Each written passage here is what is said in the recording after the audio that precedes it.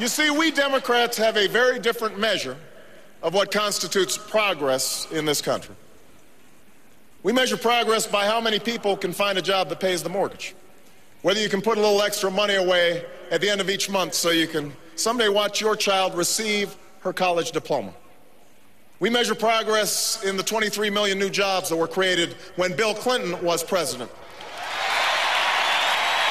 When the average American family saw its income go up $7,500 instead of go down $2,000 like it has under George Bush. We measure the strength of our economy not by the number of billionaires we have or the profits of the Fortune 500, but by whether someone with a good idea can take a risk and start a new business, or whether the waitress who lives on tips can take a day off and look after a sick kid without losing her job. An economy that honors the dignity of work.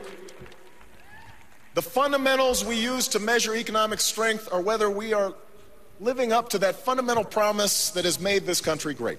A promise that is the only reason I am standing here tonight. America, now is not the time for small plans. Now is the time to finally meet our moral obligation to provide every child a world-class education, because it will take nothing less to compete in the global economy. You know, Michelle and I are only here tonight because we were given a chance at an education. And I will not settle for an America where some kids don't have that chance.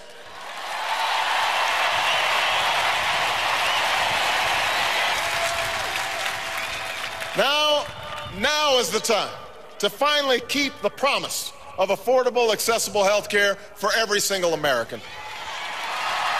If you have health care, my plan will lower your premiums. If you don't, you'll be able to get the same kind of coverage that members of Congress give themselves. And